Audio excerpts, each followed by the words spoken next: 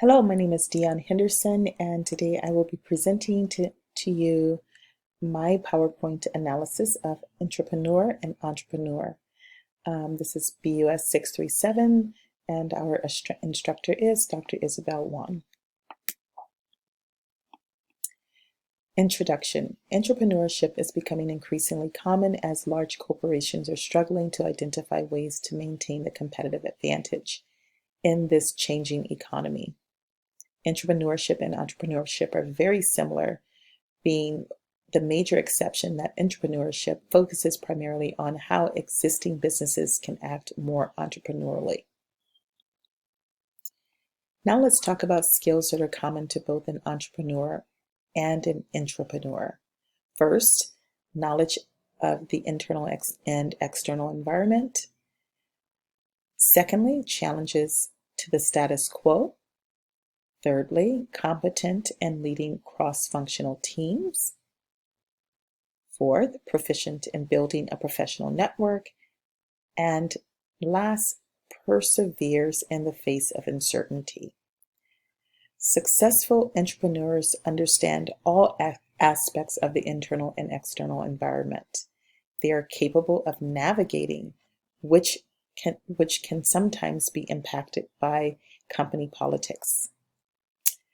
Corporate entrepreneurs and intrapreneurs provoke change and challenge the way things are done through creative management options and thinking outside of the box. Driving innovative ideas within large corporations require having knowledge and skills to engage employees and other departments. Entrepreneurs also must know how to be diplomatic, which aids in driving multidisciplinary teams. And assistance from professional networks will always enable entrepreneurs to persevere when confronted with adversity. By developing innovative ideas, this is becoming increasingly difficult as organizations become more and more complex because of the large size. But by cultivating these important skills, entrepreneurs and entrepreneurs can successfully lead rapidly growing businesses. Additional skills that are common to both an entrepreneur and entrepreneur are innovative thinking, continuous learning, remaining flexible, never giving up, and prototyping. Innovative thinking is key as entrepreneurs and entrepreneurs aim to get and keep their companies in the lead. They must continually look for new opportunities, ideas, and methods to grow the company. Both entrepreneurs and entrepreneurs must have the confidence to achieve success and the willingness to fail. To stay ahead of the game, entrepreneurs and entrepreneurs must continuously learn new information and new skills. Skills can be business related, product service related, creative thinking, or marketing. Things don't always go as planned. However, entrepreneurs and entrepreneurs must remain flexible with their workloads and schedules and must always be willing to go with the flow. The reality is there will always be more failures than successes.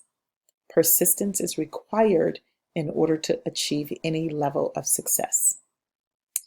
Entrepreneurs and entrepreneurs must develop prototypes and have minimum viable products to support their innovation.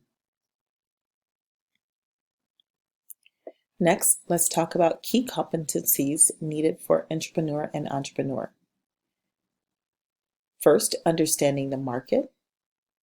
Next, understanding the industry and how it evolves. And third, negotiating skills. Both entrepreneurs and entrepreneurs need to identify market gaps in order to be innovative. They must thoroughly and strategically research the products, services, competitors, patents, and even copyrights. The way entrepreneurs and intrapreneurs can better understand the market is through researching and conducting interviews of people and companies to gain better insight on how to refine current products and services. Training in an academic environment might be helpful in teaching intrapreneurs and entrepreneurs, specifically where case methods and working groups are used to teach. Negotiating skills are critical in closing major deals and developing relationships with clients and other potential networks that might offer additional business opportunities. Additional competencies needed for intrapreneurs and entrepreneurs are team building skills, funding, and being able to meet hard deadlines. Both need to build competitive teams. They need to bring a team together and define the culture of the team and the behavior. They must also define the roles and be able to delegate the work. Entrepreneurs and intrapreneurs need to pitch to external or internal investors to fund their ideas. The pitching is very similar and very competitive. Entrepreneurs and entrepreneurs must also be able to work on extremely strict schedules, which oftentimes are tight due to the overwhelming workload.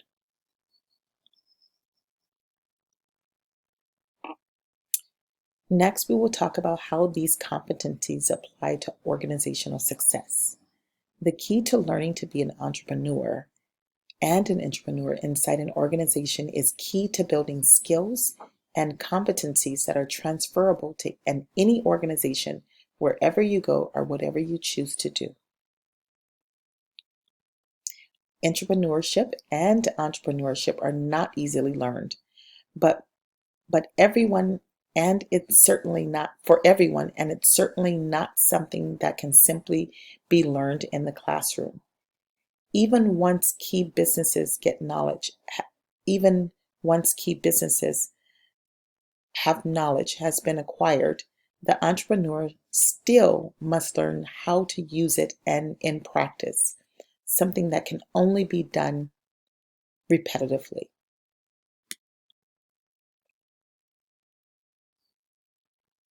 Additional competencies that apply to organizational success are personal competencies, interpersonal competencies, and business competencies. One of the reasons we're hearing more about entrepreneurial thinking is because it fosters each of these competencies. Building these skills competencies are necessary to the success of the organization. When entrepreneurs and intrapreneurs have this thinking and take action, success is inevitable. How does these competencies apply to organizational success? Personal competencies: creativity, determination, integrity, tenacity, emotional balance, and self-criticism.